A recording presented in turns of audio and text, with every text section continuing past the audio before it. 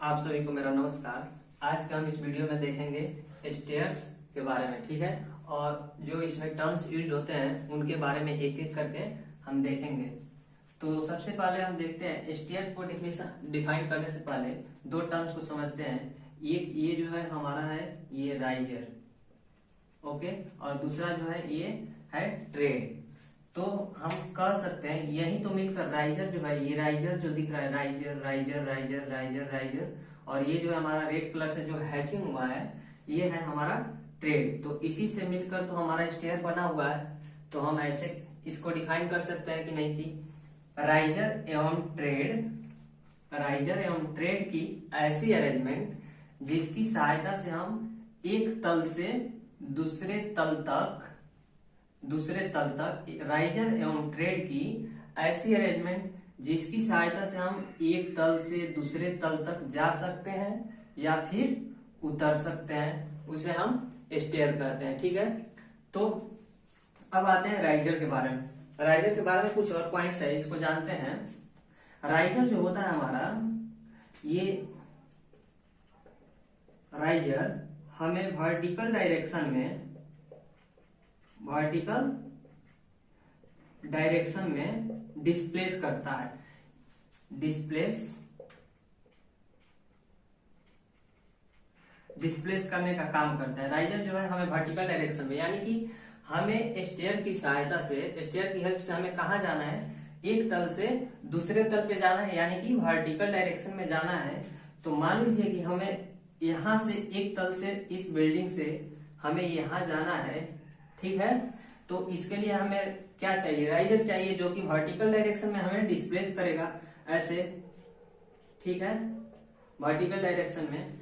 लेकिन आप ये सोचिए कि हम केवल राइजर ही ऐसे बना दें तो क्या हम सीढ़ी पे चढ़ के, स्टेयर पे चढ़ के और ऊपर जा सकेंगे? नहीं जाएंगे, ठीक है। तो इसके लिए हमने क्या किया कि फिर ट्रेड बनाया। ट्रेड ऐसे किया हॉरिजॉन्टल डायरेक्शन में, ओके।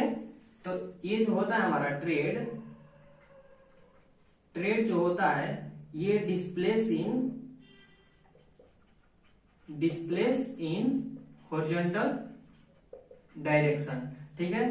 तो ट्रेड जो होता है हमें हॉरिजॉन्टल डायरेक्शन में डिस्प्लेस करेगा और राइजर जो है वो हमें वर्टिकल डायरेक्शन में डिस्प्लेस करेगा। तो अब देखिए वही हमने स्टेयर्स का डेफिनेशन बनाया कि ट्रेड, राइजर एवं ट्रेड की ऐसी अरेंजमेंट, यानी कि ये हमारा राइजर और ट्रेड, राइजर ट्रेड की ऐसी अरेंजमेंट जिसकी सहायता से हम एक तल से दूसरी तल तक जा सकते हैं या फिर आ सकते हैं, उतर सकते हैं, उसे हमने स्टेयर कहा। और राइजर जो क्या करता है, डिस्प्लेस इन वर्टिकल डायरेक्शन, और ट्रेड जो है हमारा वो डिस्प्लेस इन हॉरिजॉन्टल डायरेक्शन में हमें डिस्प्लेस करने का काम करता है। अब इसकी स्टैंडर्ड साइज की बात कर लेते हैं।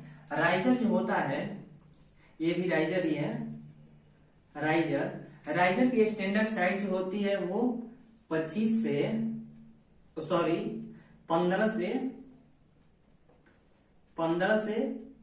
17 सेंटीमीटर, ठीक है, 15 से 17 सेंटीमीटर होती है। और ट्रेड की जो स्टैंडर्ड साइज होती है इसकी होती है 25 to 27 सेंटीमीटर, ठीक है। तो अब हमने क्या क्या देख लिया, राइजर देखा और ट्रेड देखा। अब देखते हैं, यहाँ देखिए राइजर और ट्रेड देख लिया, इसके बाद समझते हैं स्टेप क्या होता है। यानी कि स्टेप जो होता है हमारा वन राइजर, यानी कि वर्टिकल डायरेक्शन में एक बार डिस्प्लेस और हॉरिजॉन्टल डायरेक्शन में एक बार, यानी कि one riser plus one tread मिलकर जो यहां से यहां तक दूरी है इसको हम क्या कहते हैं, वन स्टेप कहते हैं। तो वैसे ही आप देख सकते हैं यहाँ कि ये राइजर और ट्रेड वन स्टेप, यहां से फिर सेकंड स्टेप, यहां से यहां तक थर्ड स्टेप, यहां से यहां तक फोर्थ, और फिर यहां से राइजर ट्रेड तक फिफ्थ स्टेप, फिर यहां से यहां तक सिक्स्थ स्टेप, ठीक है। तो इस स्टेयर में कितने स्टेप है हमारे, 1 2 3 4 5 6 स्टेप है। तो हम स्टेप्स को कैसे डिफाइन करेंगे, वन राइजर और वन ट्रेड मिलकर एक स्टेप्स बनाते हैं, ठीक है, to makes a one riser and one tread. Okay, अब समझते हैं फ्लाइट, यानी कि हमने यहां तक पहुंच गया क्या, स्टेप्स बनाकर। अब फ्लाइट क्या होती है, यानी कि फ्लाइट जो होती है वो यहां से यहां तक की दूरी होती है, ठीक है। एक फ्लाइट जो होती है वो एक फ्लाइट ग्रुप ऑफ स्टेप्स होती है। फ्लाइट जो होता है हमारा ग्रुप्स ऑफ स्टेप्स, इसको मिटाते हैं राइजर और ट्रेड को।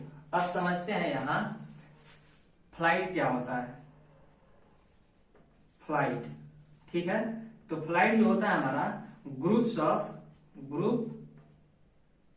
ग्रुप ऑफ स्टेप्स होता है, ठीक है। यानी कि स्टेप्स मिलकर, ये सभी स्टेप्स मिलकर क्या बनाते हैं, फ्लाइट बनाते हैं, ठीक है।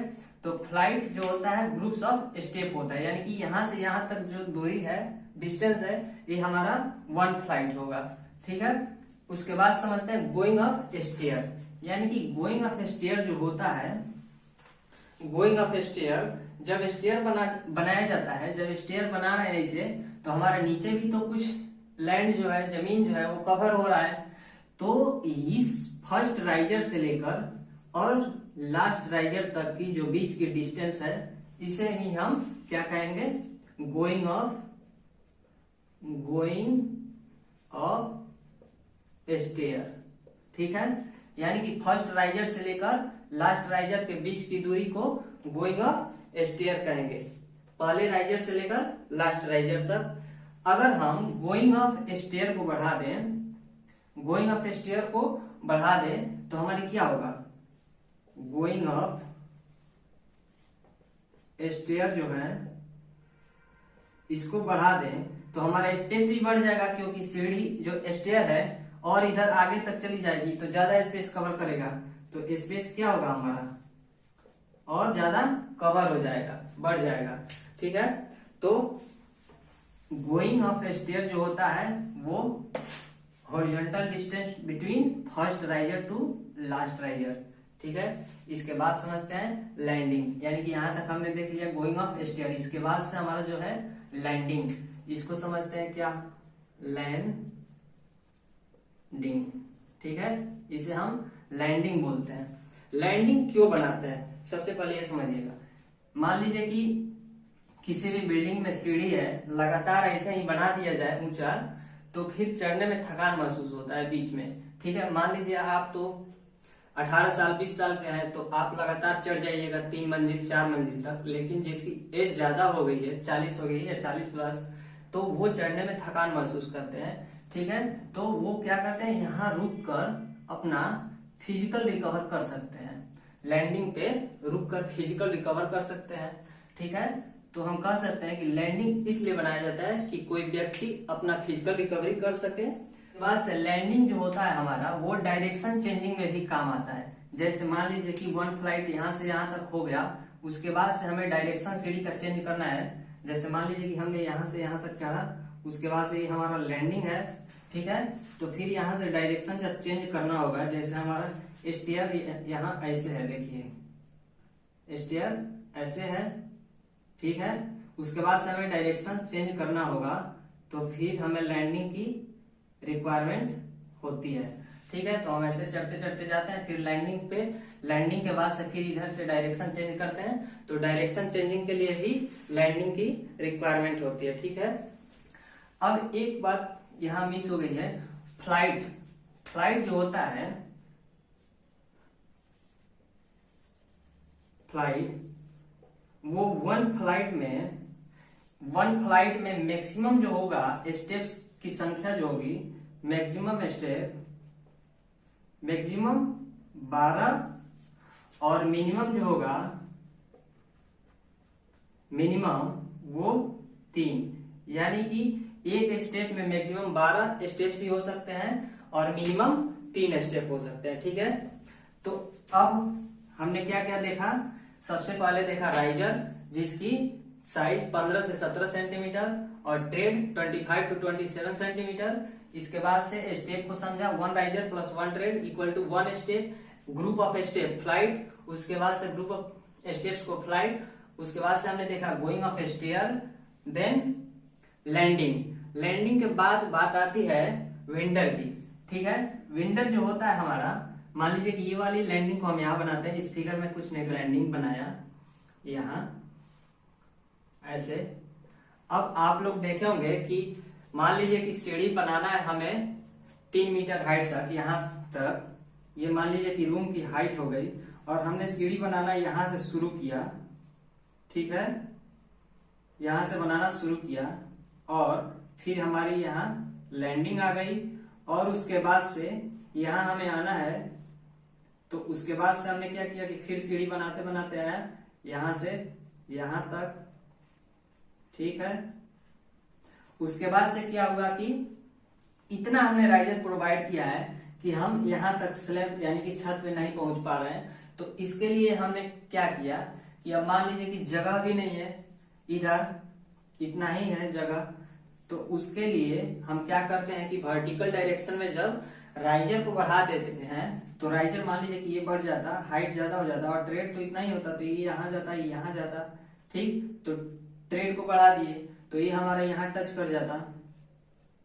ठीक, लेकिन राइजर जो हो मैक्सिमम हो जाए 70 सेंटीमीटर, तो इसके बाद एक लिमिट तक बढ़ाते हैं इसको। तो उसके बाद से हम क्या करते हैं कि लैंडिंग जो होती है, लैंडिंग प्रोवाइड किया गया है, यहाँ हम बनाते हैं विंडर। अब विंडर देखिएगा आप लोगों के घरों में भी होगा, हो सकता है जहां जगह की कमी होती है वहां बनाया जाता है। ऐसे स्टेप्स होता है ऐसे। ठीक है, या फिर इसमें 2 भी हो सकता है ऐसे ऐसे।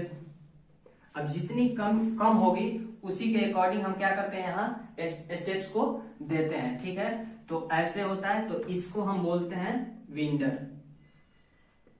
विंडर, इसको भी बोलते हैं हम विंडर। और अब आप ये देख रहे हैं कि पतंग के जैसा है शेप। आप लोगों ने बचपन में पतंग उड़ाया होगा, ये देख रहे हैं पतंग जैसा शेप। ये वाला जो है वो पतंग जैसा दिख रहा है, ऐसा ही तो होता है पतंग। तो इसे हम बोलते हैं काइट विंडर। क्या बोलते हैं? Kite vendor. ठीक है, काइट विंडर। अब देखते हैं नेक्स्ट टॉपिक जो है हमारा, वो है नेवल पोस्ट। नेवल पोस्ट क्या होता है इसको समझते हैं। इसको नेवल पोस्ट को समझने से पहले हम जान लेते हैं कि ये क्या होता है हमारा हैंडरेल। ठीक है, तो हैंडरेल जो होता है हमारा, ये जो है हम हैंडरेल को लगाते हैं इसलिए ताकि सीढ़ी पे हम सपोर्ट लेकर चढ़ सके। तो इसे हम कहते हैं हैंड रेल। ठीक है, हैंडरेल हो गया हमारा। और उसके बाद से ये जो होता है हैंडरेल को सपोर्ट देने के लिए जो मेंबर का पोस्ट, ये हो गया हमारा नेवल पोस्ट जो कि हैंडल को सपोर्ट प्रोवाइड करता है। ठीक है, और ये जो मेंबर लगाए जाते हैं ट्रेड पे, इसे हम कहते हैं बलस्टर। बैलस्टर। ठीक है, क्या कहते हैं? बैलस्टर। ठीक है, यहाँ जो लिखा भी है ये है हमारा नेवल पोस्ट जो कि हैंडल को सपोर्ट प्रोवाइड करेगा, और दूसरा है हैंडरेल, और थर्ड जो ये जो प्रोवाइड किया गया है वर्टिकल, वो है हमारा बैलस्टर। और इन तीनों के ग्रुप को हम यहाँ लिख रहे हैं, इन तीनों के ग्रुप को क्या कहते हैं? बैलस्टरेड। ठीक है, इन तीनों के ग्रुप को बैलस्ट्रेड कहते हैं। ठीक है, उसके बाद से अब समझते हैं स्ट्रिंगर लाइन। स्ट्रिंगर लाइन क्या होती है? जब हमने स्टेप्स को बनाया तो इसे देखिए आप, एक लाइन जा रही है टच करते हुए सभी स्टेप्स के कॉर्नर को एक लाइन टच करते हुए जा रही है, डॉटेड। ये जो है वो हमारे जो है स्ट्रिंगर लाइन है। स्ट्रिंगर लाइन ये एक तरह से इमेजिनरी लाइन होती है। ठीक है, इमेजिनरी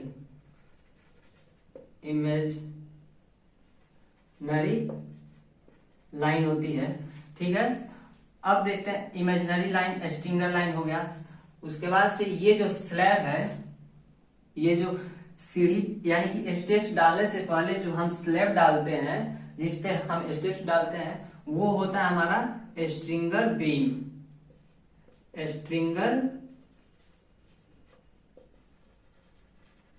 स्ट्रिंगर बीम, ठीक है, स्ट्रिंगर बीम।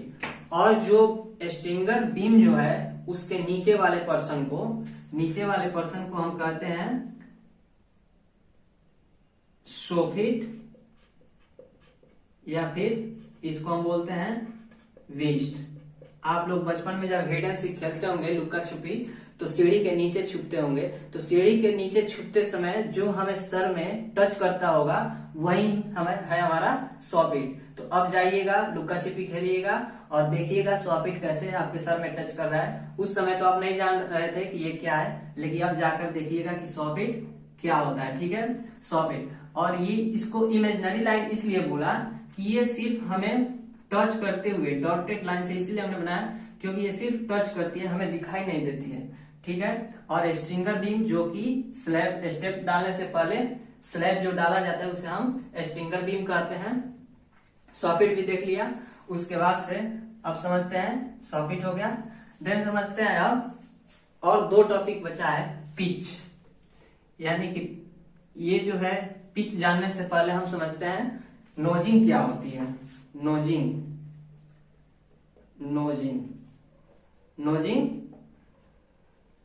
फिर समझेंगे नोजिंग लाइन।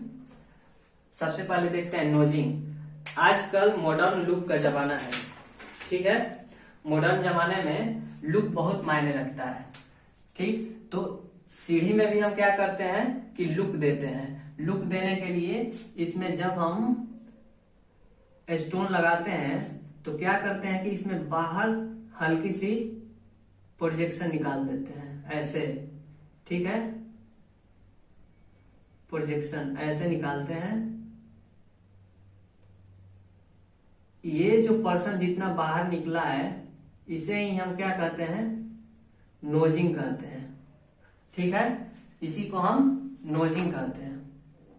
इसको मिटा दे रहे हैं, इसको हम, ये जो बाहर जो इतना दिख रहा है आपको, ये वाला, इसको हम नोजिंग कहते हैं। और इसे मिलाने वाली लाइन को, ये लाइन इस तरह से कुछ मिलाएंगी, इसे मिलाने वाली लाइन को क्या कहेंगे, नोजिंग लाइन। तो ये जो है हमारा नोजिंग है। यहां देखिएगा, ये जो है हम इसको नोजिंग लिख रहे हैं, नोजिंग, ठीक। और इस लाइन को नोजिंग लाइन, ठीक है। अब ये नोजिंग जो लाइन है वो देखिए हॉरिजॉन्टल से कुछ एंगल बना रहा है, ठीक है, हॉरिजॉन्टल से क्या कर रहा है, कुछ एंगल बना रहा है, यहां एंगल बना रहा है। इस एंगल को ही हम पिच कहते हैं। पिच जो होता है हमारा, अब कितना पिच देना है किसी भी स्टेयर में वो देखते हैं। तो पिच जो है हम कम भी नहीं दे सकते हैं, ज्यादा भी नहीं दे सकते हैं किसी भी स्टेयर में। मान लीजिए कि अगर हमने इस थीटा को बढ़ा दिया तो हमारी स्टेयर ऐसे हो जाएगी, ऐसे। तो पता चला कि चढ़ने से पहले ही आप पलट गए पीछे। तो इसके लिए, और मान लीजिए कि और पिच, ये देखिए हॉरिजॉन्टल से ये लाइन जो है वो इमेजिनरी लाइन टच कर रही है नोजिंग लाइन को, तो हमारी एंगल क्या होगा, एंगल यही तो है थीटा। लेकिन आप यहां समझिए कि हमने ऐसे बना दी स्टेयर को, ऐसे, तो पता चला कि आप स्टेप तो चढ़ रहे हैं लेकिन छत पे पहुंचते पहुंचते पता लगा कि शाम हो गया। तो इसके लिए हम क्या करते हैं कि एक सफिशिएंट पिच प्रोवाइड करते हैं, ठीक है। तो उसके लिए हम थीटा की वैल्यू जो होती है वो 25 से 40 डिग्री होती है, 25 से 40 डिग्री ये मिनिमम है और ये मैक्सिमम। हम किसी भी स्थिति में पिच जो है 40 डिग्री से ज्यादा नहीं रखते हैं, नहीं तो पता चलेगा कि सीढ़ी पे चढ़ने से पहले ही क्या हुआ, पलट गए, ठीक है। तो मिलते हैं नेक्स्ट वीडियो में, तब तक के लिए आप अपना ध्यान रखिए और मुस्कुराते रहिए। नमस्कार।